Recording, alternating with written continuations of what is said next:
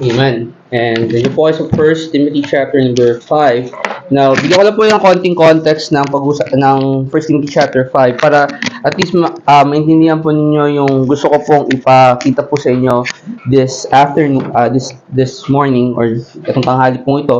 Now, ang context po ng 1 Timothy chapter 5 is ito po ay nagpapatungkol sa kung paano tinatrato yung iba't ibang miyembro or iba't ibang grupo ng mga tao sa loob ng simbahan. Now, what you have to understand is si Timothy po ay isang pastor na tinetrain ni Apostle Paul at yung sulat po na yon ay kumbaga parang guideline ni Apostle Paul kay Timothy kung paano niya generally papatakbuhin yung simbahan na pinamumunuan po ni Timothy. And sa kaya nga po sabi niya po dyan sa verse 1, sabi po doon, rebuke not an elder, but treat him as a father, and the younger man as brethren, the elder woman as mothers, the younger as sister with all purity. So inaspeto niyo yung pastor, yung elder, wag mo daw i-rebuke, pero galangin mo siya na parang ama. Yung mga batang lalaki, ituring niyo siya na magkakapatid, na parang kapatid niyo sila.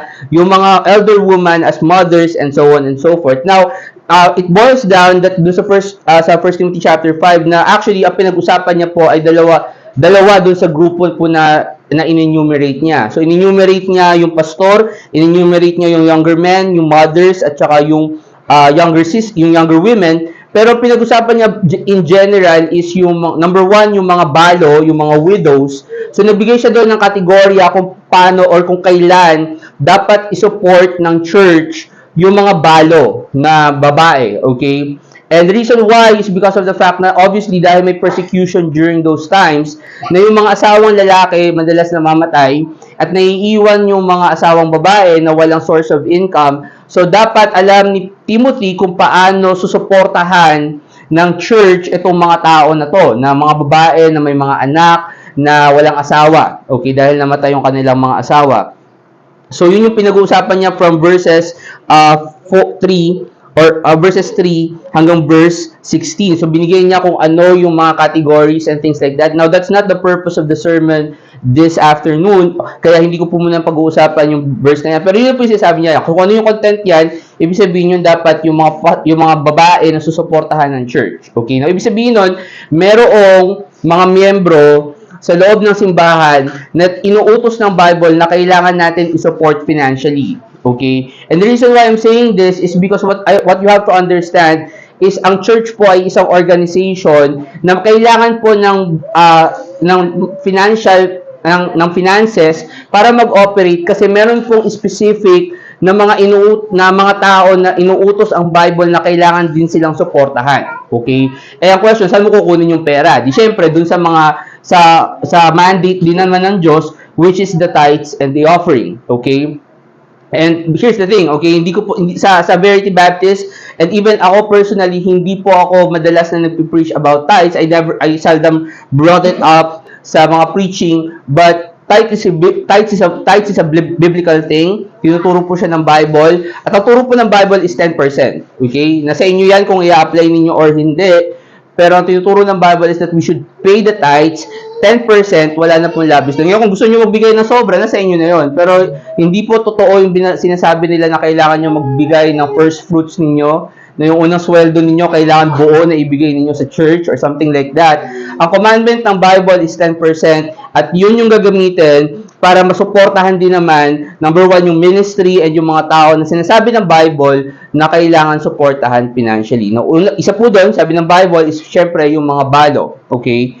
Now, the second group, sabi ng Bible, is yung mga pastor. Sabi ng verse 17, let the elders that rule well be counted worthy of double honor, especially they who labor in word and doctrine. So sabi ng Bible na itong mga pastor na maayos magpatakbo ng kanilang mga iglesia, dapat daw sila ay bigyan ng double honor. Okay? Na kung titingnan niyo yung context, kasi baka interpret niyo siya, double honor, so dapat mataas yung respeto mo sa pastor.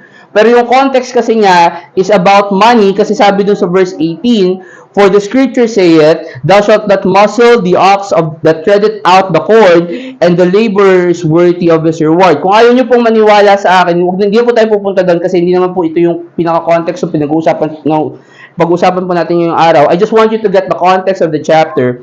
Na ito po ay tungkol sa pera, yung verse 18. Pag kin-cross-reference nyo po ito sa 1 Corinthians chapter number 9, yung same verse po na yon na thou shalt not muzzle the ox that treadeth out the corn, ginamit din po yun ni Apostle Paul patungkol sa kanya, patungkol sa kung paano siya dapat sinusuportahan ng Corinthian church. Okay? Kasi ang context ng kwento na yon is the fact na maraming nag-doubt sa authority ni Apostle Paul sa Corinthians, and ayaw siyang parang hindi sila nagbibigay ng support, and so ang sabi ni Apostle Paul, ako nga talaga hindi naman ako sinusuportahan, pero may karapatan kami actually bilang mga manggagawa ng Diyos na tumanggap ng bayad sa inyo. And he quote the verse na kino-quote din niya dito sa 1 Timothy chapter number 5. Okay, sabi niya doon, thou shalt not muzzle the ox that treadeth out the corn.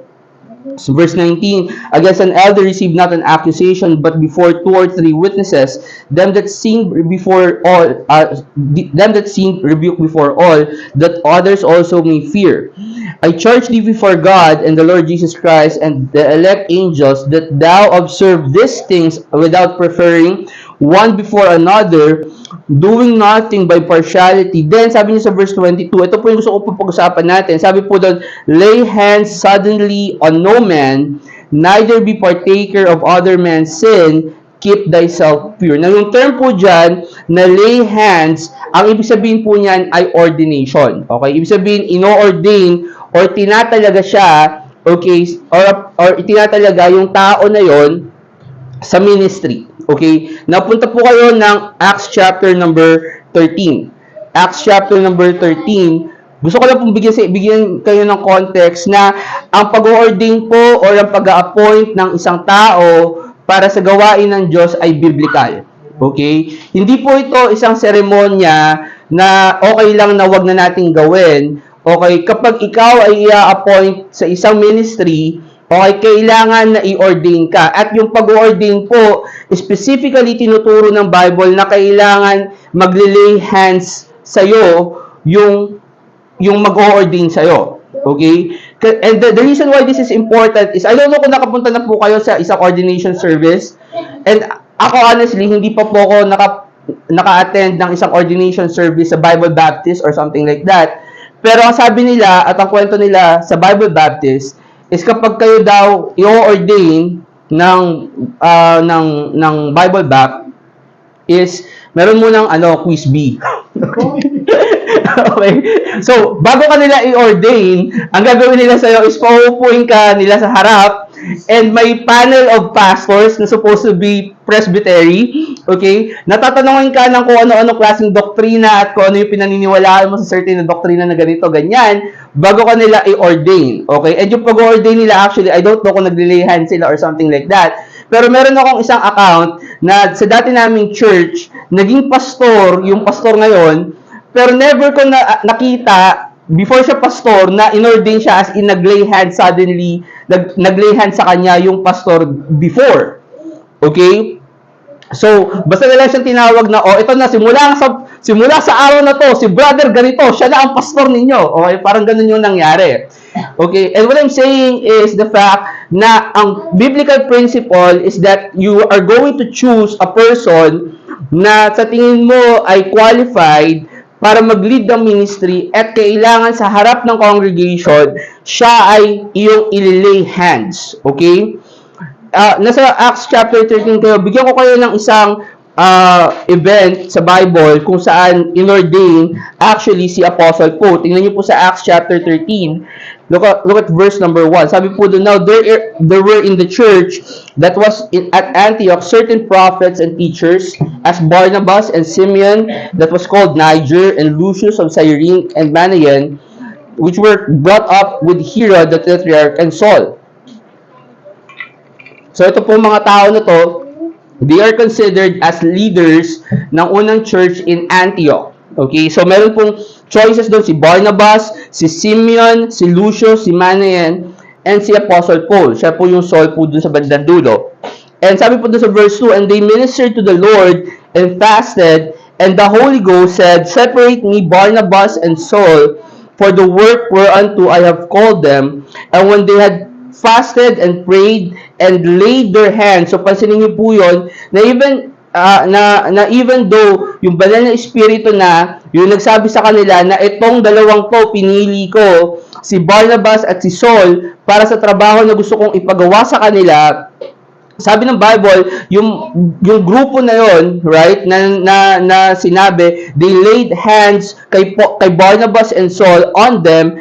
Then sabi dun sa bandang dulo, they sent them away. So, gusto ko po maunawaan ninyo yung process po ng ordination and the first church na, obviously, dahil wala pa pong Bible at this time, yung Holy Ghost physically, audibly, I believe, na merong vision na pinakita sa kanila at sinabi sa kanila, ihiwalay nyo sa akin si Barnabas at si Saul kasi meron na akong papagawa sa kanila. Okay, now, here's the thing. Okay, hindi po na nangyayari ito sa panahon natin ngayon sa 2025. Okay, hindi po bababa ang banal na espiritu kay Pastor Stocky tapos sasabihin niya, i-ordain mo sa akin si ganito kasi kailangan ko siya sa ganito. Okay, obviously, kailangan nagsiserve ka sa isang local church and doon makikita kung ikaw ba talaga ay qualified at yung pastor ang magde-decide kung ikaw ba ay qualified at saka siya ang magde-decide kung mag-ordain. Now, we trust that the pastor is filled with the Holy Ghost kaya siya mag-ordain, pero ang point ko, hindi po dapat nanggagaling ang ordained leadership sa Bible school. Kasi isa pa yun sa mga problema natin ngayon sa Baptist at sa ibang mga religion na ang ordained leadership, yung mga pastor nanggagaling hindi sa local church, nanggagaling sila sa Bible school. Ang problema, sa Bible school, hindi ka naman nakakapag-serve. Ang ginagawa mo sa Bible school, umuupo ka, nakikinig ka, kaya ang nangyayari, hindi ka naman nagsaserve doon. Paano ka patutunayan na kaya mo mag-serve, kaya mo maglingkod sa gawain ng Diyos, kung hindi ka naman nagsaserve, right? At gusto ko maunawaan pa rin ninyo, and another thing na gusto ko po maunawaan po ninyo rito, is the fact na ang ordination po, okay, ang ordination process ay para po sa isang specific na trabaho. Okay? Brother Chris, ano ibig mong sabihin? Kasi po, mapapansin nyo po ito, meron pong mga pastor na pagkatapos sila maging pastor, ibig sabihin nag-resign na sila, at tawag pa rin nila sa sarili nila pastor. As if na yung pastor is a position na parang pinagpaguran mo na forever po nasa inyo yan. Hindi po yan parang katulad ng engineer na nakapasa ka sa board exam, forever habang buhay kang engineer. Okay? Ang ordination po ng pastor is once na na-ordain ka as pastor, you're a pastor of the specific church as long as ikaw ay naglilingkod on that specific church. Pero kapag lumipat ka na ng congregation or something like that, you have to be ordained again para sa congregation na yun. Kasi ang ordination po ay para lamang po sa isang specific na trabaho. For example, si Pastor Stocky. Bago po siya na ordained as pastor, number one, inordain po muna siya as an evangelist dito sa Pilipinas. Now, Brother Chris, bakit siya inordained as an evangelist? Now, hindi ko po alam yung totoong rason, but if you are going to ask me, ang tingin ko doon is because of the fact na kailangan niya ng authority para makapag-baptize, kasi alangan naman, from time to time, pupunta si Pastor Jimenez dito para mag-baptize, correct? So, it makes sense na i-ordain si Pastor Stocky as evangelist para po makapag-baptize or magkaroon siya ng authority to perform baptism dahil inordain siya as a church leader, inordain siya as evangelist. Pero after na mapatunayan na kaya niya nang mag-handle ng church, hindi naman po basta nag-announce si Pastor Jimenez na sige, 5 years na si Brother Stocky sa Pilipinas, pwede na siya. From now on, ang tawag niyo na sa kanya Pastor Stocky. Hindi naman ganun ang nangyari. Ang nangyari, bumalik si Pastor Stocky sa Amerika, nag-report siya doon, pinakita niya yung mga nagawa niyang achievement dito sa Pilipinas, and Pastor Jimenez ordained him as a pastor of Verity Baptist Church. Okay, now, ng Verity Baptist Church, Manila. Now, ang point ko, again, yun yung specific task na ginawa ni Pastor Stocky, na inordain ni Pastor Jimenez kay Pastor Stocky na maging pastor ng mga churches dito sa Verity Baptist, dito sa Pilipinas. Okay? Meron tayong kapatid sa Poland, si Brother Mateus, inordain siya as evangelist sa Poland. So, kapag siya magiging pastor, ang mangyayari is either babalik siya ulit dito sa Pilipinas or si Pastor Stocky ang pupunta sa Poland para i-ordain siya as a pastor. Kasi ang pag-ordain ay isang bagay na ginagawa mo specifically para sa isang task. Okay? Hindi siya forever na hawak mo yung title na yon. Okay? Now, ang point ng pag-ordain is because of the fact na pinatunayan mo na worthy ka at pinagkakatiwalaan ka na mag-handle ng isang ministry. Okay? And, kaya ko po ito pinapaliwanag sa inyo is because of the fact na ang pag-ordain, again, ginagawa po siya ng ordained leadership. Leader beget leader. Okay, hindi naman po pwedeng si Brother Mark tatayo dito tapos i-ordain niya ako na evangelist. Okay? Hindi mangyayari yon. Bakit? Kasi hindi naman po siya ordained leadership. Okay? So, ibig sabihin, kailangan, para masabi ko legit na leader ka, kailangan yung ordination mo manggagaling sa isang legit din na leader. Okay? Now, the reason why I'm saying that is, syempre, kayo, wala naman kayong pakialam doon dahil hindi naman kayo mag-ordain. Malamang kasi hindi naman kayo ang leader. Pero yung ordination po na yun, I want you to understand, is a culmination, it's a representation na yung church na pinangahawakan ng pastor na yon is also na nagtitiwala dun sa taong i-ordain. Okay? So, ibig sabihin, yung ordination, though ginagawa siya ng isang pastor or ng isang ordained leader, that is a representation na yung congregation na yon ay nagtitiwala na kaya niyang gawin yung papagawa sa kanya. Sort of like, parang for example, balik tayo sa example ni Brother Mateus, naniniwala kami na nung inordain, naniniwala ako na si Pastor Stocky, tinanong niya karamihan, and I believe na yung representation ng pag-ordain kay Brother Mateus is a representation na yung mga tao sa Verity Baptist Church Manila ay nagtitiwala na kaya ni Brother Mateus mag-start ng church or maging evangelist sa Poland. At here's the thing, maganda yung ginagawa ngayon ni Brother Mateus sa Poland. He's doing great work sa Poland. So makikita ninyo na it's a representation of the support ng members. Okay? Now ito po yung point ko kasi ang title po ng sermon po natin this afternoon is A Preacher That You Can Support. Kailangan maunawaan po natin ano ba yung mga katangian ng isang preacher. And the reason why I'm saying na preacher, kasi ito po yung tao na nagpapahayag po ng salita ng Diyos sa inyo. Not necessarily na siya ay pastor or evangelist. Kasi for example, ako, hindi naman po ako ordained leadership. Okay, hindi po ako, never pa po ako inordain ni Pastor Stocky, okay, para maging evangelist dito sa Cavite or something like that. Hindi po ako ganun. Okay, pero I have the privilege, I have the opportunity na mag-preach po sa inyo. And here's the thing, tinalaga po ako as church leader. So wala pa po akong kapangyarihan na mag-baptize or something like that kasi hindi pa po ako nasa ganung level. Isa lamang po, kumbaga kung titingnan po ninyo, ang level po natin pareho lang. Nagkataon lang na mas makapal yung mukha ko. Okay? Kasi, okay, ginagamit ko lang yung oportunidad na sabi ni Pastor sa akin, kaya mo naman pala mag-preach ka na dyan sa Cavite. Okay? So, yun lang po yung akin. Pareho lang tayong status. Okay? Ang akin lang ay ginagamit ko lang yung opportunity na binigay po sa akin para makapagpahayag ng salita ng Diyos. Kaya po yung title is A Preacher That You Can Support.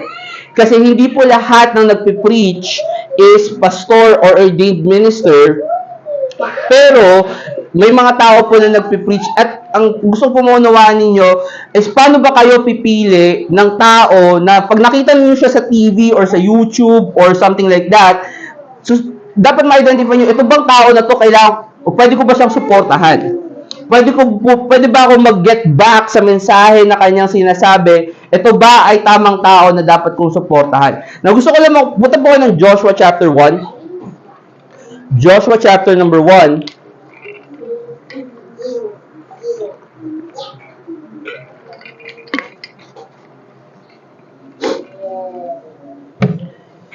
Kasi gusto ko pong maunawaan po ninyo, so ano po ang benepisyo? Kasi baka isipin niyo, Brother Chris, member lang naman ako. Wala akong karapatan or parang baliwala naman ata yung magiging suporta ko sa isang preacher or sa isang preacher or sa isang pastor. Parang baliwala yung suporta na kaya kong ipakita sa kanya. Pero gusto ko po maunawaan ninyo na actually isa po sa mga role ng church members, ng mga miyembro sa isang simbahan is the fact na kailangan nilang suportahan yung preacher or yung pastor or kung sino man yung nakatayo behind the pulpit because of the fact na yun ang nagbibigay ng lakas sa kanya para makapagpahayag ng salita ng Diyos. Now, gusto ko pong gamitin sa inyo yung example ni Joshua Kasi kung papansinin niyo po, yung Joshua chapter 1, ano yung pinaka-famous verse na iisipin niyo kapag every time na pupunta kayo sa Joshua chapter 1? Di ba yung have I not told thee be courageous, di ba? Yung term yung Joshua 1:8 actually pag tiningnan niyo yan, hindi ko lang memorize, pero sa Joshua chapter 1 sa verse number 8, teka lang, punta lang ako doon para hindi ko ma-misquote. Joshua chapter 1 sa verse number 8, sabi po doon, this book of the law shall not depart out of thy mouth, that thou shalt meditate therein day and night, that thou mayest observe to do according to all that is written therein. For then thou shalt make thy way prosperous, and then thou shalt have good success. Sa verse 9, sabi doon, have not I commanded thee, be strong and of a good courage, be not afraid, neither be thou dismayed, for the Lord thy God is with thee whithersoever thou goest. So makikita po ninyo dyan, so yung pinaka-famous passage sa Joshua chapter 1, and makikita nyo po dyan na in-encourage si Joshua na maging matapang. Okay? Pero pag binasa nyo sa verse 10, ito yung naging benefit ko, kaya I believe naging matapang si Joshua throughout his leadership sa bayan ng Israel. Sabi niya, sabi ng Bible sa verse 10, and Joshua commanded the officers of the people, saying, pass through the host, and command the people, saying, prepare your victuals, for within 3 days ye shall pass over this Jordan, to go in to possess the land, which the Lord your God giveth you to possess it. And to the Reubenites, and to the Gadites, and to half tribe of Manasseh spake Joshua, saying, remember the word which Moses, the servant of the Lord, commanded you, saying, the Lord your God hath given you rest, and hath given you this land. Your wives, your little ones, your cattle shall remain in the land which Moses gave you on this side Jordan. But ye shall pass before your brethren armed, all the mighty men of valor and help. And naniniwala po, kaya po ito sinasabi ni Joshua dun sa Reubenites, tsaka sa Gadites, tsaka sa half-tribe of Manasseh. Kasi kung titingnan po ninyo, itong dalawat kalahating tribo na po, sila po yung nanghingi ng lupa on the other side of Jordan. Okay, so sabi nila kay Moses, marami kaming baka, mukhang mas maganda to para sa amin, kaysa tumawid pa kami ng kabilang ilog. So pwede bang sa amin na lang po? And ang takot ni Joshua is the fact na dahil ang truce or yung pag-uusap na yon is between the Gadites and the Reubenites, the Gadites, and half the tribe of Manasseh and Moses, na baka hindi na nila i-honor si Joshua as leader kasi nga hindi naman si Joshua yung kausap nila, right?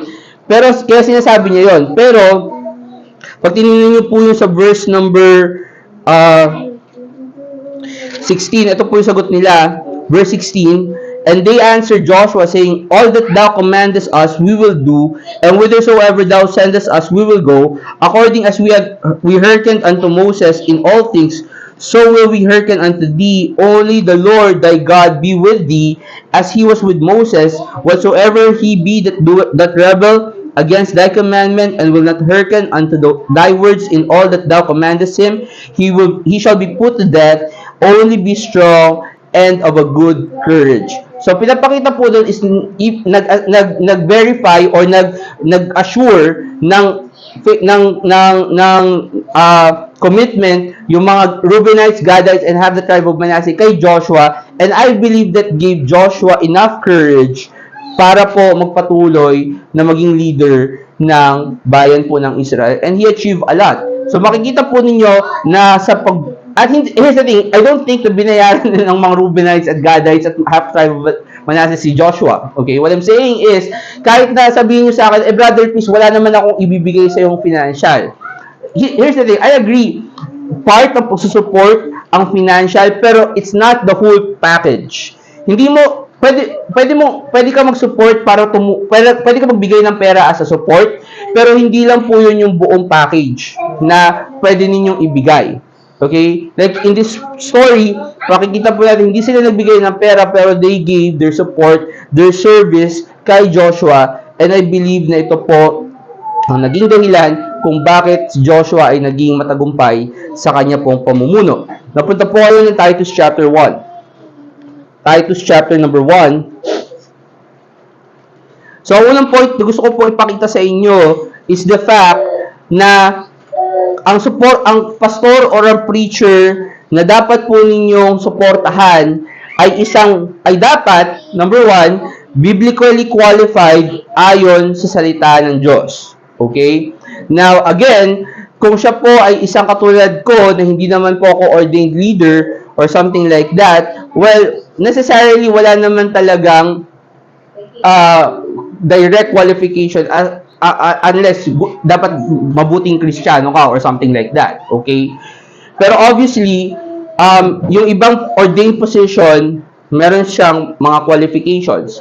And kung susuporta kayo ng pastor or ng preacher, what you have to understand is meron pong mga biblical requirements na nilalagay po ang Bible para po sa kanila. Okay? For example, ang pastor, sabi ng Bible sa Titus chapter 1, sabi sa verse number 5, "For this cause left I thee in Crete, that thou shouldest set in orders the things that are wanting, and ordained elders in every city as I had appointed thee."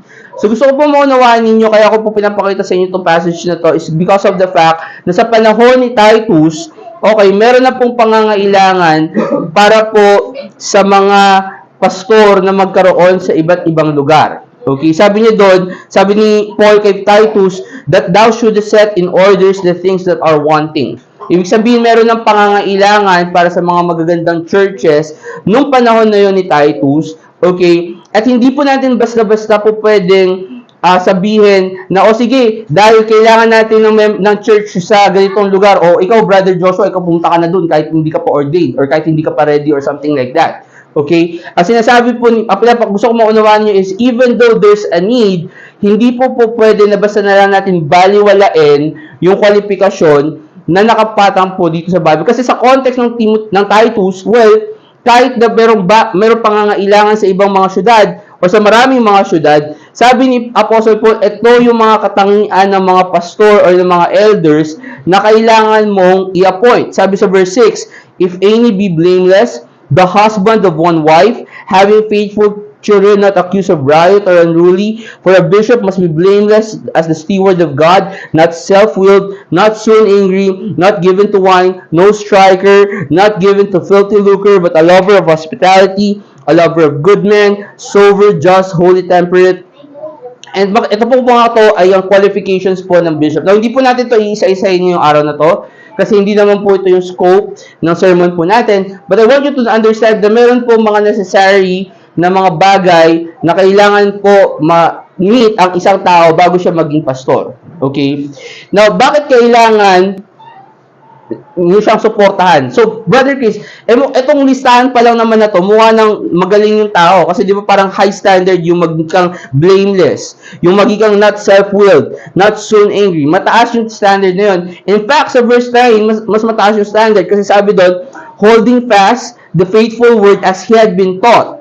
So, ibig sabihin, dapat mas may alam ka sa Bible. Hindi po pwede na magpapastor ka, okay, pero isang beses lang, or hindi mo pa nga nabasa yung Bible sa... Tapos, alam nyo, it blows my mind na merong mga pastor, Frank Godden, okay, for example, Franklin Godden ng Quezon City, natatayo ka sa harap ng pulpito mo, tapos sasabihin mo na huwag na tayo magbasa ng Bible. Total, ako nga, tagal-tagal ko ng pastor, hindi ko pa nabasa yung Bible one time. What in the world? Na meron kang guts para sabihin na pastor ka tapos hindi mo nabasa yung Bible one time? Like, what in the world? Pero, sabi ng Bible, kung magpapastor ka, dapat you hold fast the faithful word as you have been taught. Alam mo, dapat yung Bible mo, at least nabasa mo siya. I mean, here's the thing, our requirement, kung i-quantify natin sa Verity Baptist, is the fact na nabasa mo na ang Bible 10 times. Okay, now kung binata ka, hindi imposible yun. Baka kasi maraming sa 10 times, grabe naman yan. Here's the thing, magbigay ka ng 15 minutes, okay, ng Bible, ng oras mo sa Bible every day, matatapos mo yung Bible ng isang beses. Give or take, okay? Now, here's the thing, isang 15 minutes lang. Kung binata ka, mas marami kang 15 minutes, okay? Mas marami kang bakanting oras sa 15 minutes. Imposibleng hindi mo mabasa ang Bible in 10 times, okay? Kung talagang babasahin mo siya, I mean, kung talagang ibibigay mo siya ng panahon. Pero kung tamad ka, talagang kahit nabigyan ka ng isang oras, hindi mo babasahin yung Bible, okay?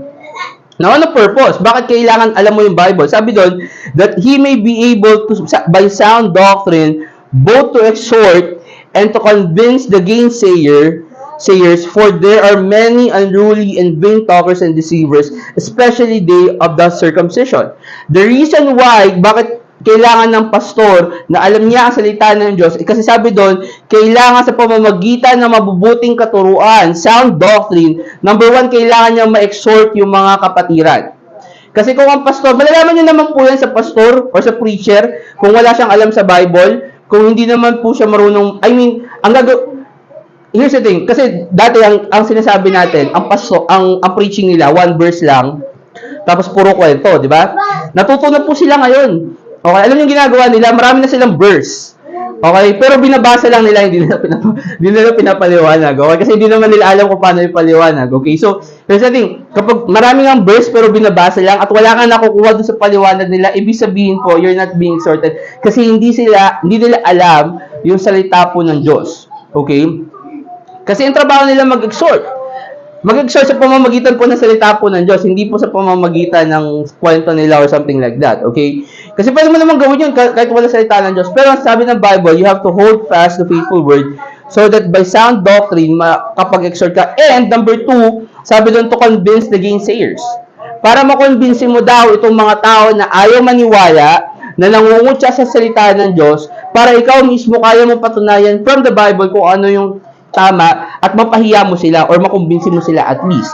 Now, here's the thing. Kaya kung gusto ko itong pakita po sa inyong part po na ito is because of the fact na gusto ko po maunawaan ninyo na importante po yung suporta ng miyembro, especially dun sa last part na sabi ng Bible, you have to convince the gainsayers. Alam niyo po kung bakit? Kasi kahit nagaano katama or gaano man ka-biblical or gaano man ka-Bible-based ang preaching, kung walang tao na susuporta doon sa nagpipreach, and again, I'm saying even though pastor man yan, evangelist, okay, deacon man yan, or ordinary men na magpipreach, kung kahit gaano ka Bible-based or ka-biblical ang kanyang mensahe, kung walang taong susuporta sa kanya, ang tingin pa rin ng mga gainsayer dyan, walang kwenta. Bakit? Wala naman nakikinig sa iyo eh. Right? Kaya po importante na bilang mga members ng church na kapag kayo merong tao na susuportahan, suportahan nyo na yung qualified, suportahan nyo na yung marunong mag-preach, suportahan nyo na may alam sa Bible because of the fact na kung hindi nyo siya susuportahan, wala pong mangyayari kahit na siya ay mag-preach ng magandang sermon patungkol sa Bible, wala namang makikinig eh. Right? So, it's important yung suportahan po natin siya. I mean, here's the thing. Think about yung mga sikat na pastor. Kahit, isipin nyo yun. Kasi ako po as a preacher, okay, and I'm not saying na sobrang galing ko or something like that. What I'm saying is, kapag pinanood ko tong mga fake na pastor na to, okay, I mean, like, what in the world? Mas magaling pa ako mag-preach okay? Pero pag tinignan mo yung views nila sa YouTube, 1,200 views, 3,000 views, di ba? Parang yung mga sermon nila, here's the thing, Peter Tanchi. Okay? Hindi naman sa pag-ano, okay, alam ko, mayaman siya or something like that. Pero here's the thing, mas dynamic naman siguro yung mag-preach kaysa kay Peter Tanchi, right? Pero tingnan mo yung preaching ko sa preaching niya. Preaching niya, 100 views, 1,000 views, 100,000 views, something like that. Preaching ko, 66 views lang or something like that. Diba? So, kahit na gaano kagaling yung preacher, okay, hindi ka pa rin paniniwala. Kasi, tingnan mo naman yung views mo sa YouTube. And I'm not saying doon lang dapat natin ibase yung katotohanan. But what I'm saying is, para makumbinsin natin yung mga gainsayers, kailangan kayo mismo na nagsusuporta, kayo mismo na mga miyembro, dapat pinaniniwalaan ninyo na yung mensahe ng preacher, totoo, na Bible-based, na kayo mismo na nakukonvince na ito yung totoo, hindi yung Peter Tanchi na yan or something like that, okay? Kasi, importante yun, importante na suportahan yung man of God na qualified. Now, hindi ko alam kung unqualified na maging pastor si Peter Tanchi or something like that, dahil hindi ko naman alam ang background niya. Alam ko na false prophet siya kasi nagpe-preach siya na repent of your sins, so that makes him unqualified sa tingin ko. But what I'm saying is, kailangan suportahan natin yung mga tao na biblically qualified, na alam natin biblically qualified. Okay? Like for example, sa pastor. Kasi di ba maraming mga pastor, maraming mga tao meron ng YouTube channel. Okay, itong mga, especially itong mga apologists ng mga ibang reliyon, like si Mr. Catholic sa YouTube. Pag tinignan mo siya, napakarami niyang views sa YouTube. So, mga vloggers na to, pero wala naman silang ordination. So, ang nangyayari, magde-debunk sila, tapos yung verse, even yung verses na gagamitin na, hindi mo maintindihan kung paano nila naunawaan na gano'n yung sinasabi nila. I mean, hindi naman yung sinasabi ng verse, tapos yung papaliwanag mo, di ba? Bigyan ko ng example, si Sister Eli Soriano, di ba? Meron siyang video sa YouTube na dinedebunk niya yung once save, always save. Tapos pumunta siya sa 1 Corinthians chapter 15. And intentionally, iniwan niya yung part doon sa verse sa 1 Corinthians chapter 15 na sinasabi niya by believing lang yung salvation or yung gospel. Kasi gusto niya i-highlight doon na parang meron ka pa daw kailangan gawin. So yung paniniwala mo daw, hindi daw siya enough or something like that. Pero pero tingnan niyo sinong mas sikat? Pastor Stocky or Eli Soriano? Right? I mean, bakit ganun? Right? Kasi maraming mga tao, ang sinusuportahan nila is yung mga tao na hindi naman qualified. I mean, nakita nyo na ba yung ordination video ni Sister Eli Soriano? Di ba? Hindi nga yata ordained yun eh. Actually, ang kwento di ko alam, hindi ko verified, pero ang kwento, nagaklas lang yan mula sa iglesia ni Cristo, kaya tayo siya ng sarili niya church. Yun ba yung gusto nyo suportahan? Na rebelde? Ito po yung 1 Timothy chapter 3. 1 Timothy chapter 3. Hindi lang pastor ang may mga qualifications. Even deacons. Sa 1 Timothy chapter 3, sabi po sa verse 8, likewise must the deacons be grave, not double-tongued, not given to much wine, not greedy to filthy lucre, holding the mystery of the faith in a pure conscience, and let this also first be proved, and let them use the office of a deacon, being found blameless. Even so must their wives be grave, not slanderers, sober, faithful in all things. Let the deacon be the husband of one wife, ruling their children and their own house as well. For they that have used the office of the deacon will purchase to themselves a good degree and great boldness in the faith which is in Christ Jesus. So, qualifications po. Kung mapapansin niyo yung deacon, almost similar ng pastor. Tayo ng Acts 6. Pero doon, ang gusto ko mo makita po ninyo yung part ng verse po sa qualifications ng deacon is yung bandang dulo nung sinabi niya na for they that have used the office of the deacon well purchase to themselves a good degree and great boldness. Kasi gusto ko po manawaan nyo yung boldness. Usually, alam nyo po yun, nag-start po yan sa preaching din po, sa dami din po na nakikinig sa preaching. Alam nyo kapag nagsimula po kayo mag-preach, syempre kayo, hindi ko alam kasi kung meron dito may desire na magpastor or mag-preach ng sermon. Pero ako pa naniniwala ako actually, I believe na all men should be prophets, as sabi nga ni Moses. Na at least, dapat kung regular member ka, okay, at least, isa sa mga ultimate goals mo sa buhay pananampalataya mo is to preach a sermon. Hindi ko sinasabing magiging preacher ka na katulad ko na every once a month or every so often nagpe-preach. But what I'm saying is that at least sa buong buhay mo na Kristiyano ka, dapat ang career highlight mo, so to speak, kung meron mang ganun sa pananampalataya mo, is the fact na nakapag-preach ka ng isang sermon. Okay? So, yun dapat yung maging goal ninyong mga tao, mga lalaki, na hindi mga tao, kasi yung mga babae talaga hindi mo pwede mag-preach sa pulpito yan. But what I'm saying is, kung kayo lalaki, dapat ang ultimate goal ninyo, apart from preaching the gospel, is the fact na makapag-preach kayo at least once in your lifetime. Okay? I think that's a reasonable goal. Pero syempre, hindi naman lahat kasi gusto mag-preach. And kayo, nasa tingin ninyo, Brother Chris, hindi ko kaya mag-preach kasi napakadaming tao na nakatingin sa akin. So, parang di ba, yung mindset ninyo, parang, ang tawag dito, yung mindset ninyo, parang, maraming tao, mas nakakahiya. Tama? Yun ang gusto ninyo, di ba? Pero kapag seasoned preacher ka na, tanongin niyo si Pastor Saki, and I agree with this. Okay? Mas konti ang tao, mas mahirap mag-preach. Pag sanay ka na magsalita sa harap, okay, pag sanay ka na mag-preach, okay, mas konti ang tao, mas mahirap mag-preach. Okay? Kayo, pag bagong preacher, I agree, pag bagong preacher, mas maraming tao, mas kakabahan kayo. Okay? Pero pag sanay ka na sa kaba mo, okay, kapag mas konti yung tao, mas konti yung kakausapin mo, okay, mas mahirap po mag-preach. Alam niyo kung bakit? Kasi yung amen po ninyo nakaka-encourage. Yun po yung nagbibigay ng boldness sa preacher na mag-preach siya, na maging dynamic siya, kasi alam niya na may nakikinig, may nag-a-agree sa kanya. Okay? Imagine niyo kung isang stadium yung kausap mo tapos wala man lang nag-i-amen sa'yo, parang isip mo, ano ba pinag-iisipin itong mga tao na to? Nag-a-agree ba to sa akin? Kung mga talagang mga to? Yun yung nasa back of the mind namin mga preachers kapag, for example, konti lang yung tao. I mean, kapag seasoned ka na, kapag, sanay ka na nag-preach. Okay? Kaya kapag titingnan ninyo, ako usually pag may guest speaker tayo, ini-encourage ko kayo na umattend ng service, specifically for that specific service.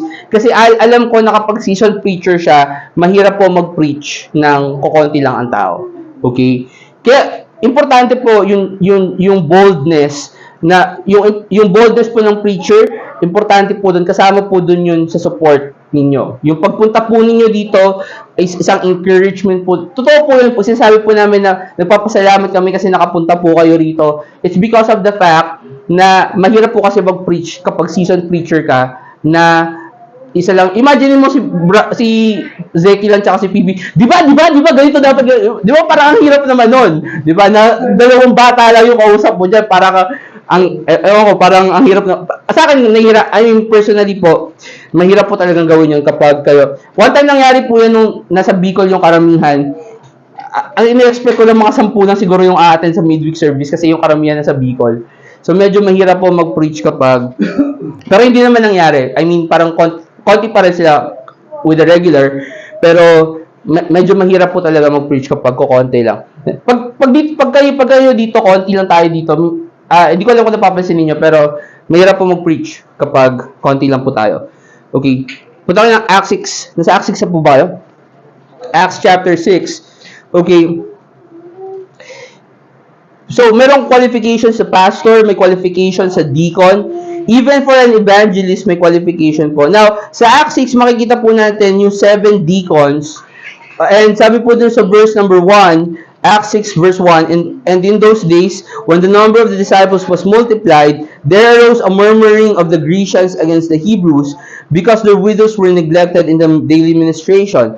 Then the 12, ito po yung mga 12 apostles, called the multitude of the disciples unto them, and said, It is not reason that we should leave the word of God and serve tables. Wherefore, brethren, took ye out among you 7 men of honest report. Ito po yung qualifications.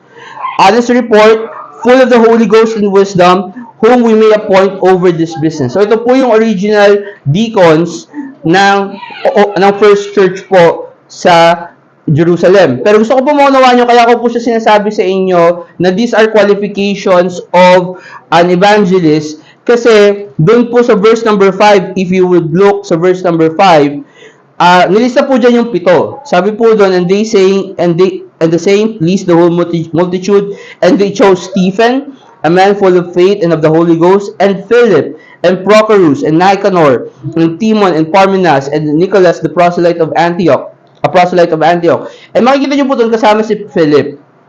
Sa later book ng Acts 26 or something like that, makikita nyo po, ang tawag na po sa kanya ay hindi po Philip the deacon. Okay, tawag po sa kanya ay Philip the evangelist. Okay, so I believe na apart dun sa 1 Timothy chapter 3 na qualifications ng deacon, specifically for an evangelist, kasi pwede naman ikaw maging evangelist nang wala kang asawa. Okay, or wala kang anak or something like that.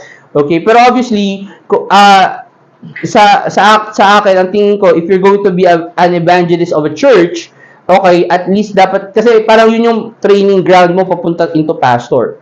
Na kaya ka nag-lead ng church as an evangelist because of the fact, eventually, you will be the pastor, hopefully, pero hindi pa naman sigurado yun. Kumbaga parang 85%. May 15% pa rin hindi sigurado na ikaw yung magiging pastor or something like that. So, hindi ka rin naman pwedeng magpakakampante na, ako na, porket ako ang evangelist dito, ako na magiging pastor. Hindi po ganun yun. Okay, there are times na nagbabago po yun. And again, you still have to meet the qualifications of a pastor. Okay, pero gusto ko po unawaan ninyo, pag magiging evangelist ka, you have to be full of the Holy Ghost. You have to have an honest report and so on. Okay, so may qualification po. Okay? At ang gusto ko maunawaan ninyo, kung kayo po ay pipili ng isang pastor or isang preacher or isang sikat na tao, so to speak, na kailangan nyo, na susuportahan ninyo, especially in terms of preaching the Word of God, what you have to understand is, kailangan po, number one, siguraduhin nyo muna qualified ba yan. Okay? Yan ba ay biblically na merong bang church? And here's the thing, dapat po ganun. Dapat importante na malaman niyo meron bang church na magsasabi na itong taong to ay qualified.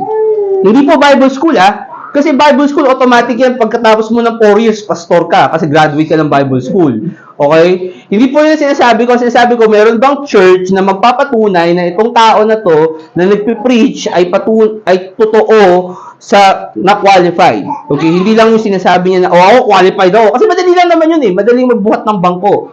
Okay, but qualified ba siya? Nasa Acts 6 po, punta ko lang Acts 20. Acts chapter 20. So, una, qualified po ba yung susuportahan yung pastor? Pero pangalawa, dapat po, nagpipreach siya ng entire Word of God. Hindi lang po siya basta nagpipreach po siya ng buong counsel of God. Tingnan niyo po sa Acts 20, ito po si Apostle Paul. Look at verse number 27. Sabi niya, "For I have not shunned to declare unto you all the counsel of God. Take heed therefore unto yourselves and to the flock, and to all the flock over which the Holy Ghost had made you overseers, to feed the church of God, which He had purchased with His own blood." So sabi ni Apostle Paul na hindi po siya nahihiya. Kasi isa sa mga reasons kung bakit hindi siya nahihiya is because of the fact na siya po ay pinahayag niya yung salita ng Diyos, yung buong konseho ng salita ng Diyos sa mga tao pong ito na kanya pong tinuturuan. I think this is in Philippians, yung mga Church of Philippians po, na tinuruan niya itong mga tao na to. Okay? Punta po yung 2 Timothy chapter 4.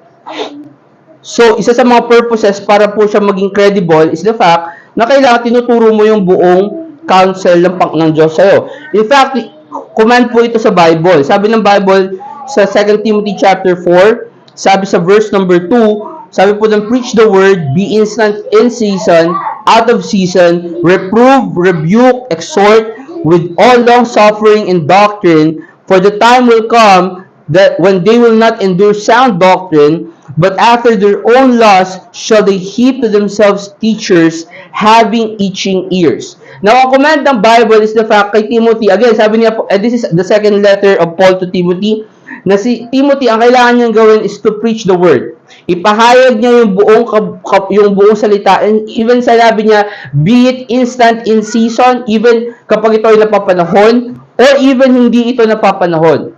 Ibig sabihin, kahit na ito ay issue na pinag-uusapan sa sosyedad or sa society ninyo, or whether isa itong bagay na ayaw pag-usapan ng maraming mga tao, kailangan ipahayag po ito ng isang pastor or ng isang preacher. Sabi niya, kailangan po mag-reprove, kailangan mag-rebuke, kailangan mag-exhort. Papansin niyo yung tatlong terms po na ginamit niya doon, reprove, rebuke, exhort. Isa lang po doon yung positive, exhort. Pero yung reprove and yung rebuke, dapat po mas marami. Ibig sabihin, I believe this is the reason why marami pong kapag tinignan niyo yung mga false prophet, mas marami silang supporters. It's because of the fact na maraming mga tao ayaw makapakinig ng negative. Di ba? Kapag nakakita ka ng negative, so, napaka-negative na balaga dyan, di ba? Nagagalit sila. Ayaw nila ba pero ang trabaho po actually ng preacher, kung tama yung ginagawang trabaho ng preacher, dapat nagsasalita po siya patungkol sa mga bagay na negative. Rebuke, reprove. Kasi kung positive din, bakit mo pa kailangan i-critique? I mean, ano pa ba ang ituturo mo sa isang bagay na alam na ng maraming mga tao na positive? Kaya nga minsan parang sa akin it doesn't make any sense kapag for example yung mga false prophet nagso-soul winning sila. Tapos sasabihin lang nila sa mga tao kailangan mo magsisi ng kasalanan mo. I mean, 'di ba kahit naman Katoliko, alam nila na kailangan mo magsisi ng kasalanan para pumunta ka ng langit. So, bakit mo pa kailangan pumunta? Kaya nga po, very noble yung prinsipyo, yung pinapahayag natin, na kailangan mo manampalataya lang at huwag magsisi, gumawa ng mabuti or something like that para pumunta ng langit. Because of the fact na, yun ang dapat na kailangan mong gawin para pumunta ng langit. Right? Kasi yun yung unpopular. Right? Yun yung hindi dalas pinag-usap. Or even yung mga issues like, for example, yung mga bakla at tomboy. Okay, ano bang novel doon sa bakla at tomboy? Lagi mo naman silang nakikita. Oo, pero wala naman nagsasabi na dapat worthy silang death penalty. Okay? I mean, sasabihin nila sa bakla, hindi, ano ka, mahal ka ng Diyos. O, mahal ka ng Diyos dati. Okay? Pero ayaw mo na sa Diyos. I mean, bakit mo sasabihan yung isang tao na ayaw nga, I mean, the Bible says galit sila sa Diyos. Tapos sasabihin mo, hindi mahal ka ng Diyos. Anong tingin mo sa Diyos? Sumusunod, parang stalker na gano'n, na kapag, na kahit na busted din mo, susunod pa rin at susunod sa'yo? Di ba? Hindi naman gano'n ang Diyos eh. Ang Diyos, kung ayaw mo sa Kanya, di ayaw niya rin sa'yo. Bahala ka masunog sa impyerno, problema mo yun.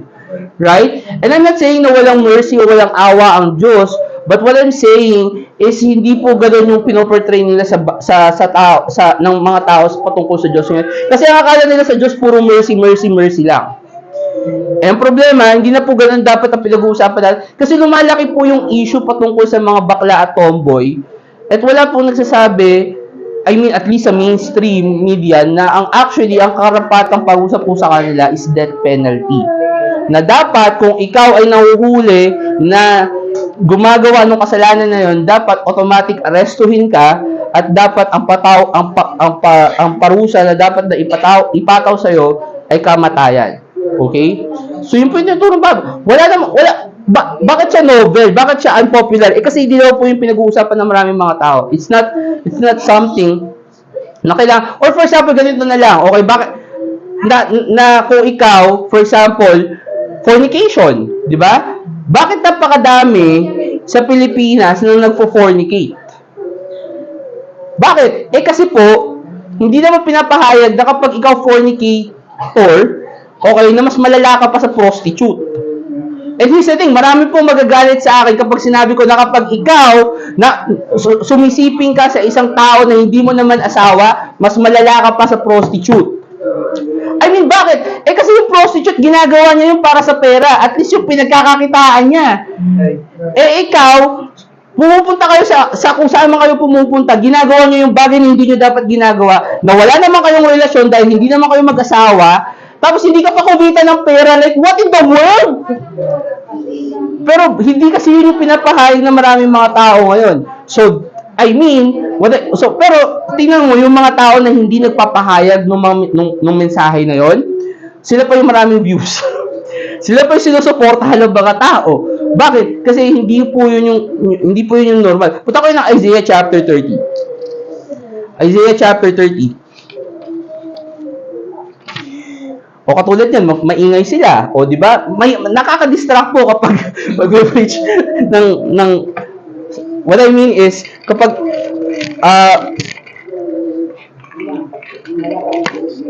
distracting po minsan kapag nag-preach. So, talaga pong kailangan po ng support ninyo kapag may tao nag-preach po dito. Isaiah chapter 30 verse 8, sabi po dun, go now go, write it before them in a table and note it in a book, that they may be for a time to come, forever and ever, that this is a rebellious people, lying children that will not hear the law of the Lord, which say to the seers, see not, and to the prophets, prophesy not unto us right things, speak unto us smooth things, prophesy deceit. Ito po yung generation na pinaniniwala na kinabibilangan po natin ngayon, kung saan ang mga tao, ang gusto na lang nila mapakinggan ay yung mga bagay na mabilis makapakinggan sa salita nila. I mean, tingnan niyo ang regular na Baptist church every Sunday. Ano ang mensahe na lang nila? Okay? Hindi naman sa pag-aano, pero ang mensahe nila kung hindi po salvation tungkol po sa pera. Bakit? Kasi yun po ang hindi nakaka-offend. Alam niyo kung bakit hindi nakaka-offend ang mensahe patungkol sa pera? Kasi madali lang ibigay yung pera. Di ba? Kapag pag nag-preach ka na kailangan, God loveth the cheerful giver. Na basta magbigay ka lang ng pera, okay ka na. Here's the thing, kahit na magbigay ka ng pera, pera, kung hindi ka nagsosoul winning, God still hates you or God still angry with you kasi hindi mo naman ginagawa yung pinakautos niya na mag-soul winning. Hindi naman yun, I get it. Importante ang tithes dahil yun ang magiging pera ng organization ng church. Pero kung magbibigay ka ng pera, hindi yung po yun ang pinaka-primary. Kaya tingnan ninyo, ano nangyayari sa mga miyembro ng mga Baptist churches ngayon? Ano ang focus nila? Magtrabaho. Bakit sila kailangan magtrabaho? Kasi ang hinihingi sa kanila ng pastor, pera. Tithes. Di ba? Yun ang preaching eh. Kailangan mo magbigay ng tithes. So ikaw, dahil yun ang tingin mong tama, ang nangyayari sa'yo, mas gusto mo na lang magtrabaho kaysa magsimba kasi kailangan mo magbigay doon sa pastor. Sa atin itong hinihingi ko sa inyo, oras yun. Okay, di ba? At least umattend kayo. Magpakita kayo sa church, mag-soul winning kayo. Hindi pa ako nagpe-preach ng tithes. Hindi dahil ayoko mag-preach ng tithes, kundi kasi actually list yun sa mga considerations natin. Kasi ang kailangan natin dito ngayon sa church, hindi po pera. Ang kailangan po natin dito sa church is the fact na tayo mga Kristiyano dito sa Cavite magkaisa, mag-soul winning, makinig ng salita ng Diyos, and at least gawa tayo ng difference sa ibang mga Baptist church. Right? Pero hindi naman yung mensahe ng karamihan ng mga Baptist ngayon. Ang mensahe na lang nila is the fact na, sige, kung hindi ka pa saved, kailangan mo mag-repent of your sins, which is mali. Okay? Or, mag-tithes ka, which is, again, mali ulit, kasi because of the fact, pero yun yung gusto nila mapakinggan. Yun yung gusto mapakinggan ng mga tao. Punta kayo Jeremiah 26. Jeremiah chapter 26. Even in the Old Testament, inutos po ng Diyos sa kanyang mga propeta na kailangan po nilang ipahayag lahat ng salita na ibibigay po sa kanila ng Diyos. Sabi ng Bible sa Jeremiah 26 verse 1, in the beginning of the reign of Jehoiakim, the son of Josiah, king of Judah, came this word from the Lord, saying, Thus saith the Lord, stand in the court of the Lord's house and speak unto all the cities of Judah, which come to worship in the Lord's house, all the words that I command thee to speak unto them. And tingnan nyo sabi ng Bible, diminish not a word. So sabi ng Bible na kung ikaw, Jeremiah, ito trabaho mo. Pumunta ka sa simbahan, kailangan magpahayag ka para doon sa mga tao na magsasamba sa bahay ng Diyos. At sabi niya, sasabihin mo lahat ng mga bagay na dapat kong sabihin sa'yo, pero wala kang tatanggalin ni isa. And here's the thing, wala kang excuse, pastor, ngayon, sa mga Baptist pastors ngayon, wala kayong excuse para hindi i-preach ang lahat ng salita ng Diyos. Kasi hindi lang basta sinabi sa inyo ng Diyos, sinulat niyo pa. So, ano pang excuse ninyo na hindi nyo kailangan i-preach yung salita ng Diyos, sinulat na nga niya, right? So, kung kayo susuporta ng preacher, well, number one, kailangan po na siya ay biblically qualified, but number two, siya po ay kailangan pinapahayag yung entire Word of God. Now, balik po kayo ng 2 Timothy chapter 4.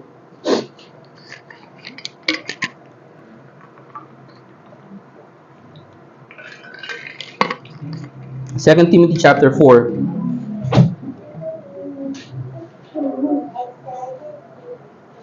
Nabasa na po natin kanina yung verses 1, 2, and 3. So, hindi ko na po siya babasahin ulit. Pero, ang pangatlong point po, na gusto ko pakita po sa inyo is the fact na kailangan po ninyong suportahan.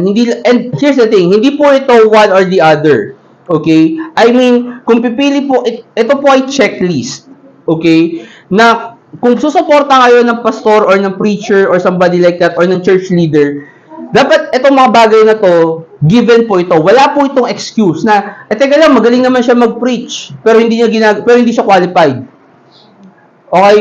Hindi po pwedeng gano'n. Magaling ka nga mag-preach, hindi ka naman qualified. Okay? Example, Sauko. Di ba? Actually, hindi ko alam, pero para sa akin, dynamic speaker siya. Sa iba, hindi naman. Pero sa akin, magaling siya mag-preach. Qualified ba siya? Dapat nyo ba siya supportan? Hindi. Okay? Yung mga ganon. Okay? So, ito po yung guide list. At ito po yung pangatlo. Gusto ko po maunawaan ninyo na ang susuportahan yung pastor, dapat po nagsusoul winning. Okay? Kasi doon sa verse 5, remember, ang sabi ni Apostle Paul kay Timothy, na number 1, ang importanteng trabaho mo, na kailangan mong i-preach yung salita ng Diyos. Pero ito yung verse 5, sabi doon, but watch thou in all things, endure afflictions, do the work of an evangelist, make full proof of thy ministry. So, ang sinasabi ni Apostle Paul, isa sa mga kailangan mong trabaho, magpahayag ka ng salita ng Diyos, at the same time, gawin mo yung trabaho ng evangelist. Ano, Brother Chris, ang trabaho ng evangelist? Yung evangelist ay pag-share ng ebanghelyo. Ano yung ebanghelyo? Magandang balita. Ano yung magandang balita? Na si Jesus Christ, namatay, inilibing, nabuhay na magbuli, binayaran niya yung kasalanan mo, at sa pamamagitan lang ng pananampalataya sa Kanya, ikaw pupunta ng langit. Kaya siya magandang balita. Okay? So kung ikaw hindi mo pinapahayag yung magandang balita, number 1, hindi ka evangelist. Okay, so sometimes kasi 'di ba may mga Amerikano tawag na sa sarili nila evangelist. Nag-soul winning ka na ba? Hindi pa. 'Di ba? I mean, here's the thing, sa Pilipinas, merong mga misyonaryo, pupunta daw sila ng Thailand. Pupunta ako ng Thailand. Pupunta ako ng Vietnam. Pupunta ako ng Cambodia. Marami nandito sa Cavite. Okay? Mga pastor, napupunta sila ng kung saan mang lugar na napaka-unreceptive, pero hindi mo sila makita mag-soul winning dito sa Cavite. I get it. Hindi naman po ito yung pinaka-receptive na lugar sa Pilipinas. But what I'm saying is, kung hindi ka nga makapag-soul winning dito sa Cavite, anong guarantee na magso-soul winning ka sa Cambodia or sa India or somewhere na hindi mo nga alam kung ano yung lengguwahe, paano sila magsalita doon? Right? Tapos, anong gagawin nila? Hingi pa sila ng suporta sa... Di ba? Yun yung gagawin nila. Pero hindi sila nag-soul winning. I mean, kung magsusuporta po kayo, isa po ito sa kasi ano sabi tingnan nyo yung bandang dulo ng verse 5, sabi doon, make full proof of thy ministry. Alam niyo ang patunay na ang isang pastor ay magaling is kapag meron po siyang soul winning. Bakit ano ba ang kasi isipin niyo to. Ano ba ang full proof para masabi na, di ba sabi ng Bible, you shall know them by their fruits. So kung hindi ka nagso-soul winning, anong fruit ay ipapakita mo? Right? Wala ka namang fruit na ipapakita na, ako, magaling akong preacher or save ako or something like that. Hindi ako false prophet. Hindi ka naman sa soul winning. So, paano namin malalaman? Walang fruit. Walang fruit inspection na pwede kaming tingnan kasi wala namang soul winning. Right? So, actually, ito po yung isa sa mga pinakamalalaking bagay na kailangan po na kailangan yung tingnan. Kapag susuporta kayo ng isang ministry or ng isang pastor or something like that, kailangan sa soul winning. Kasi here's the thing, marami po mga pastor ngayon, ang sasabihin nila, dahil malaki na ang church nila, sige, ano na kami? Kayo naman! Kami dati, ganito ginagawa namin. Tapos ngayon, kayo naman dapat, pero hindi sila nagsa-soul winning. Pero here's the thing, meron bang such thing na retirement sa pagso-soul winning? I mean, kailan ba yung retirement? Actually, ang retirement po nun pag nasa langit na kayo. Okay? Pero, as of now, okay, wala. Okay? Punta kayo ng 1 Thessalonians chapter 5. 1 Thessalonians chapter 5. Basahin ko po sa inyo sa 1 Thessalonians chapter 2. Sabi po sa verse 1, for yourselves, brethren, know our entrance in unto you, that it was not in vain, but even after that we had suffered before and were shamefully entreated, as you know, at Philippi, we were bold in our God to speak unto you the gospel of God with much contention. Sabi ni Paul sa Church of Thessalonica, na isa sa mga bagay na siya po ay very known sa kanila is the fact na siya ay nagpe-preach ng gospel. So, yung Apostle Paul actually is kilala siya as a soul winner. Kaya nga siya kaya nga alam natin siya as the greatest evangelist. Pero makikita niyo sa buhay ni Apostle Paul yun. And what I'm saying is, kung kayo po ay magsusupport ng isang pastor, make sure na yung pastor po na yun, or yung preacher po na yun, or somebody na ay nagsusoul winning. Okay? And again, ito po yung pinaka-point, isa po sa mga gusto ko maunawa po ninyo. Paano ninyo malalaman yon kung walang church na nagsasabi, walang grupo ng tao na nagsasabi na itong tao na to nagsusoul winning? Right? Ano sinasabi ko sa inyo? Na importante yung church na nag-ordain dun sa tao na yon. Hindi po pwede na, sikat siya, Amerikano siya, puti, pwede na natin suportahan yan. Hindi nyo nga alam kung sino nag-ordain. Okay, hindi nyo nga alam kung saan nang galing. Hindi nyo nga alam kung ano yung message ng salvation na pinipreach niya. Nagsosolve winning ba yan? Magaling ba, marunong ba mag-preach yan? Willing ba siya mag-preach ng entire word of God? Or at least biblically qualified ba siya? Right? Pero last point, and ito yung 4 na points lang naman po, you should support a preacher that loves and cares for your soul. Sabi ng Bible sa 1 Thessalonians chapter 5 verse 12, we beseech you, brethren, to know them which labor among you and are over you in the Lord, and admonish you, and to esteem them very highly in love for their work's sake, and be at peace among yourselves. So sabi ng Bible na kailangan po nating i-esteem yung mga tao mas matataas po sa atin. Kailangan sila supportan. Bakit? For the work's sake. Para mas mapadali po yung trabaho po nila. Now, kasi ang trabaho po ng pastor, punta po kayo ng Ezekiel chapter 34. Ezekiel chapter 34. Kasi ang trabaho po ng pastor is number 1, hindi lang, especially if it's a pastor. Okay? Kasi pwede mo sabihin yon na hindi naman trabaho ng evangelist yan or hindi naman trabaho ng deacon yan. Pero kung pastor ka, isa sa mga mabibigat po na trabaho ng pastor is alagaan yung kawan po ng Diyos. Okay? Kasi makikita natin yung pastor, ang tingin natin, ang pinaka-main objective po niya is mag-preach. And which is, totoo naman po yun. Yung po isa sa mga pinaka-malalaki niyang trabaho. Pero apart from that, iniatang din po sa kanya ng Diyos na alagaan po yung kawan po ng Diyos. Now, we have a great shepherd. We have the great shepherd, the Lord Jesus Christ. Pero ang pastor po is basically the under-shepherd na gumagalaw in behalf of the Lord Jesus Christ. So, siya po yung nagtitake ng pangangalaga po sa kawan po ng Diyos. And here's the thing. Gusto ko po maunawanin ninyo, tungkol po ito sa kaluluwa po ninyo or dito sa pangangailangan ninyong spiritual. Okay? Kasi, pwede naman yung pastor, bigyan kayo ng something, pero hindi naman siya, hindi siya nagkikare sa inyo spiritually. Kasi para sa akin, ang greatest show ng or yung pinakamalaking pagpapakita ng pastor ng pagmamahal niya para sa kanyang kawan is yung kanyang pagpipreach ng katotohanan. The more na willing yung pastor na mag-preach ng katotohanan, mas makikita ninyo na siya ay mas willing na magmahal ng mga tao because of the fact na ayaw niya sa kasalanan. Okay? And sino ba naman ang may gusto ng kasalanan unless, hindi ka Pero sabi ng Bible sa Hebrews 13 na sa Ezekiel 34 po kayo, sabi ng Bible sa Hebrews 13, obey them that have the rule over you. Obey them that have the rule over you and submit yourselves, for they watch for your souls as they that must give account, and that they may do it with joy and not with grief, for that is unprofitable for you. Again, katulad ng sinabi ng 1 Thessalonians chapter 5, na kailangan po natin na i-admonish yung mga rulers po or yung mga nakakataas po sa atin sa pananampalataya because of the fact na trabaho niya pong protektahan po tayo. Pero hindi po actually yun yung nangyayari, right? Kasi ang problema, kung titignan niyo po sa Ezekiel chapter 34, marami po mga pastor, they became lord over their flocks. Especially po sa mga Baptist ngayon, ito na yung turing ng mga tao sa mga pastor ngayon. Nakakala mo, sila yung, alam mo yun yung tipong, pastor, bibili kami ng kotse, ano bang magandang kulay? Diba? Pastor, bibili kami ng bahay, saan ba dapat kami muna? Hindi na po trabaho ng pastor yun. Okay? Wala na po pakialam yung pastor ninyo kung bumili kayo ng itim, orange, pula, o puting sasakyan. Okay? Okay? Kasi, teka lang, Lord, kami, overseer kami. Oo nga, pero may limitasyon po yung pagiging overseer.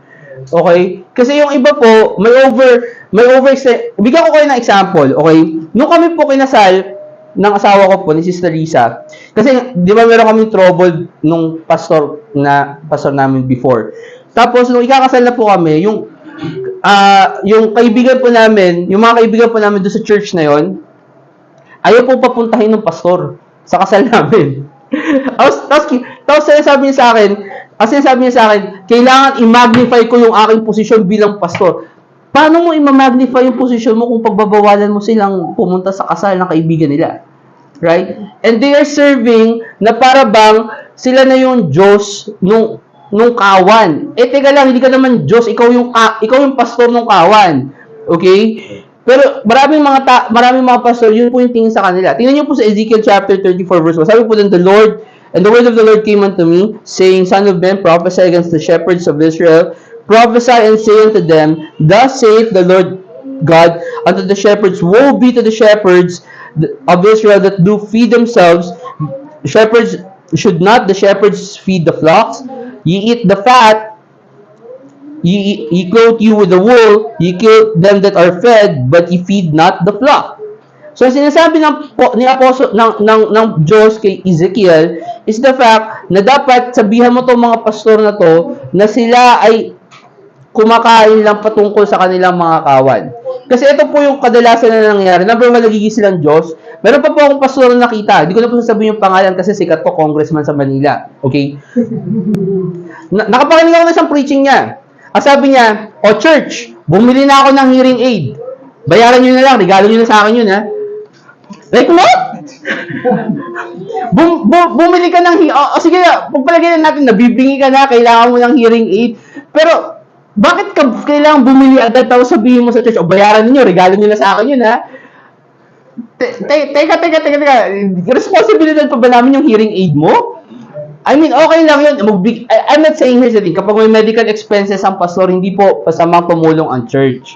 Pero the way na, alam mo yun na parang, sige, pag may-ari na kita, bili mo ako nito, bibili ka rin. Di ba? Alam niyo yun na parang, nagiging na lang pleasing yung pera na binibigay nila sa church. Hindi naman actually kailangan yun, hindi na actually responsibilidad ng church yun. Okay? Here's the thing, sabi po ng 1 Peter chapter 5, huwag na po kayo pumunta doon, punta po kayo ng Philippians chapter 4. Philippians chapter 4. Sabi ng 1 Peter chapter 5 verse 2, Feed the flock of God which is among you, taking the oversight thereof, not by constraint, but willingly, not for filthy lucre, but of a ready mind, neither as being lords over God's heritage, but being ensamples to the flock. And when the chief shepherd shall appear, that is Jesus Christ, he shall receive a crown of glory that fadeth not away. Malinaw po sa Bible na you have to feed the flock. At sabi ng Bible, kailangan mag-oversight ka. Pero kasi sabi, nung binasa, not by constraint. Huwag daw sa pilitan. Yun yung sinasabi ko na okay lang tumulong sa pastor kung nangangailangan siya financial or kung nangangailangan siya medical. Pero yung sasabihin mo na, nabibingin na ako, kailangan ko ng hearing aid, bilhin nyo yan ha, regalo nyo na sa akin yan. Para ba namang, alam mo yun, bakit mo pinipilit yung mga tao na magbigay sa'yo ng hearing aid? Right? And sabi ng Bible, kailangan nga actually willing ka. Alam niyo, dapat nga long suffering yung pastor eh. Kaya nga hindi po madaling maging that's the reason why I understand na marami pong mga tao ayaw maging pastor kasi hindi naman talaga madaling maging trabaho yung pastor. Isa po sa mga pinakamalalaki kong natutunan kay Pastor Stocky is the fact na kahit nagalit ka na, mainit na yung ulo mo, pag binati ka ng member, Hi Pastor, kahit tagalit ka. Right? Bakit? Kasi pastor ka. Hindi ka po pwede magalit sa miyembro. Hindi, kasi iintindihin mo sila. Alam niyo ba kung gaano kahirap yun? Na hindi mo kayang i-express yung sarili mo na galit ka. Kasi di ba tayo mga tao, galit tayo, di ba?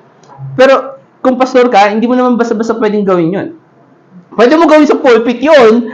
I mean, kaya kang siguro binigyan ng kapapatan ng Diyos na sumigaw. Di ba sabi ng Bible, cry aloud, spare not. Siguro part ng Bible, I'm not saying na yun talaga yung reason. I'm just saying, siguro tingin ko kaya pinagbibigyan tayo ng Diyos, pinagbibigyan ng Diyos ang preacher na sumigaw is because out of frustration, kailangan mo minsang sumigaw. But what I'm saying is, kung pagpapastor ka, kailangan unahin mo muna yung kabutihan ng iyong mga miyembro other than yourself. At sadly, hindi po yun yung nangyayari sa karamihan ng mga tao ngayon. Okay? So again, kung kayo po ay susuporta ng pastor, number 1, or ng preacher, number 1, make sure na siya po ay biblically qualified. Siya po ay nagpipreach ng buong salita ng Diyos, the entire Word of God. Nagsusoul winning po siya at meron po siyang pag-aalaga or pagmamahal sa inyo pong kaluluwa. So ang question, Brother Chris, paano ako susuporta? Ano yung mga pwede kong gawin? Well, number 1, pwede kang magbigay ng pera. Okay? Now, ito na po sasabihin ko sa inyo. Okay? And the reason why I'm preaching this is because of the fact na marami na pong instances akong napakinggan ng mga tao na lalapit na, ito si kapatid, magiging siyang misyonaryo, bigyan naman natin siya, suportahan naman natin siya. Tapos ang gagawin po nila, magsusuporta po sila directly doon sa tao. Paulit-ulit ko pong ine-emphasize po ito sa inyo. Na yung 4 na bagay na pinakita ko po sa inyo, hindi po yun basta-basta makikita kung wala pong church na magsasabi na ito ay totoo.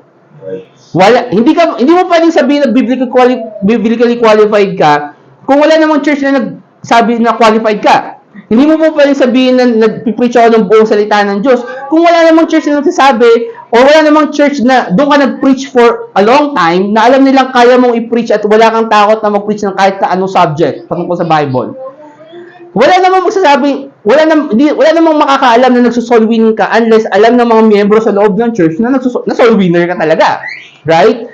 Wala namang tao makakapagsabi na wala namang patunay sa tao na alam mo yun, may pagmamahal siya sa kaluluwa ng isang tao kung hindi naman nakikita yun sa loob ng church. Ay, paano mo makikita yun sa loob ng preaching? Sige nga. Okay, I mean, yeah, I get it. Kapag nagpe-preach ka boldly, probably that's one part. Pero gusto ko maunawaan nyo yung mga services na yung pagmamahal sa kaluluwa, hindi po basta-basta nakikita yun outside. Okay? So, ito po sinasabi, ito na yung point na gusto kong pakita sa inyo. Na kapag kayo po susuporta financially, okay, ipadaan nyo po sa church. Brother Chris, biblical ba yan? Tingnan nyo po Philippians chapter 4 verse 10. But I rejoice in the Lord greatly that now as the last your care of me hath flourished again, wherein you were also careful, but ye lack opportunity. Not that I speak in respect of want, for I have learned in whatsoever state I am, therewith to be content. I know both how to be abased, and I know how to abound. Everywhere in all things I am instructed both to be full and to be hungry, both to abound and to suffer need. I can do all things through Christ which strengtheneth me. At ito po si Apostle Paul, nagpapasalamat po siya para sa mga regalo na natanggap niya. In fact, sabi ng Bible, sabi niya doon, sa verse number 15, sabi po doon, now ye Philippians know also that in the beginning of the gospel, when I departed from Macedonia, no church communicated with me as concerning giving and receiving, but ye only. For even in Thessalonica ye sent once and again unto my necessity, but not because I desire a gift, but I desire fruit that may abound to your account. But I have all and abound, I am full, having received of Epaphroditus the things which were sent from you, and other of a sweet smell, a sacrifice acceptable, well-pleasing to God. So, kanino niya nakuha yung mga regalo? Sabi ni Paul, nakuha niya yun kay Epaphroditus. Pero kanino galing?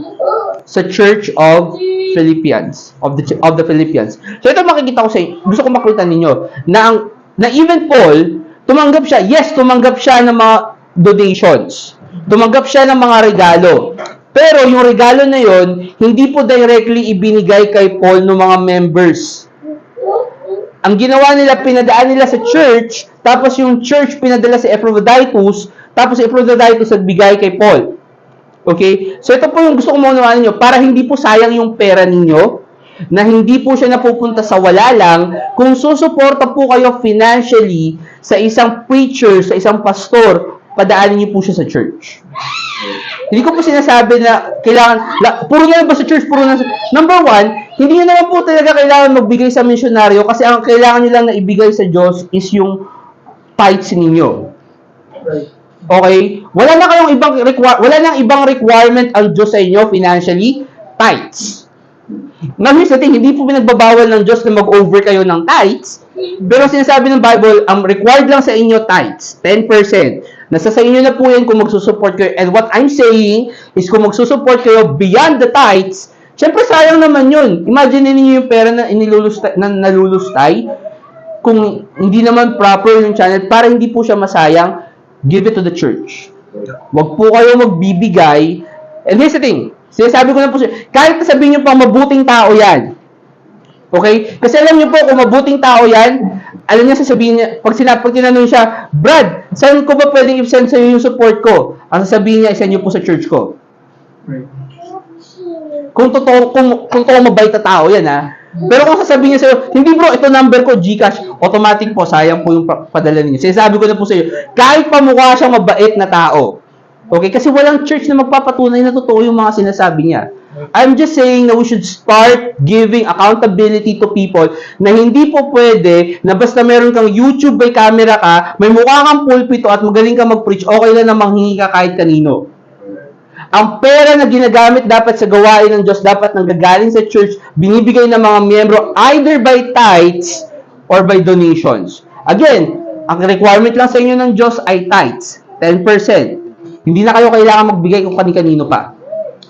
Pero kung gusto niyo magbigay, requirement, ang pinapakita ko po sa inyo is the fact na magbigay po kayo, padaanin po ninyo sa church. Huwag po kayo magbibigay directly sa kung kanino mga tao. Even if alam niyo na mabuait yung tao na yon. If that is for the cause of Christ, padaanin. Kasi here's the thing, kanino ba binigay yung commandment para mag-preach ng gospel? Sa isang tao lang ba? Hindi. Kay Jesus, sa church. Sabi ni Jesus Christ, I shall give you the keys of the kingdom of heaven. Hindi po kay Peter lang. Okay? Catholic, hindi po kay Peter lang yung keys of the kingdom of heaven. Okay? Sa buong church po yun. Okay? But number 2, hindi lang po pwede kayo magbigay financially. Pray for them. Sabi ng Ephesians 6 verse 18, praying always with all prayer and supplication in the Spirit, and watching thereunto with all perseverance and supplications for the saints. And for me, sabi ni Paul, that utterance may be given unto me that I may open my mouth boldly to make known the mystery of the gospel. Kailangan ipag-pray rin po ninyo, yung mga leaders, yung mga church leaders po, yung mga evangelists, yung mga pastors, na sinusuportahan nyo, ipag-pray natin sila, right? Or, what about, makinig tayo sa preaching nila, right? Sabi sa James chapter 1, you don't have to turn there, sulat nyo na lang po, we're running out of time. Sabi ng James chapter 1 verse 19, wherefore, my beloved brethren, let every man be swift to hear, slow to speak, slow to wrath, for the wrath of man worketh not the righteousness of God. Wherefore lay apart all filthiness and superfluity of naughtiness, and receive with meekness the engrafted word, which is able to save your souls. And lastly, okay, so paano kayo magsusupport? Number 1, pwede kayo magbigay financially, make sure na padaan sa loob ng church.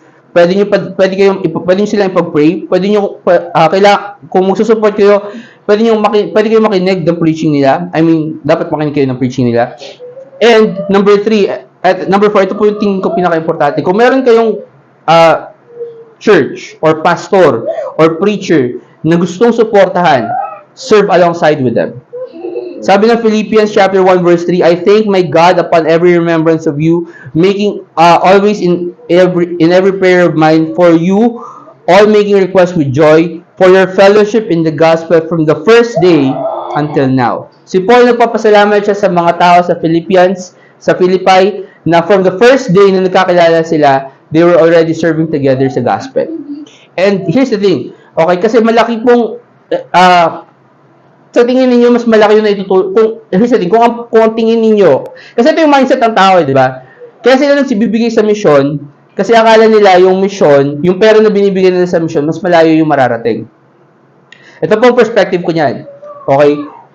Mas malayo po yung mararating kapag kayo mismo ang tumutulong sa misyon. And I'm not saying na pumunta kayo sa Japan or sa India or sa Colombia or sa Cambodia or sa Vietnam or sa Thailand para mag-mission. What I'm saying is that you can be missionary here in the Philippines.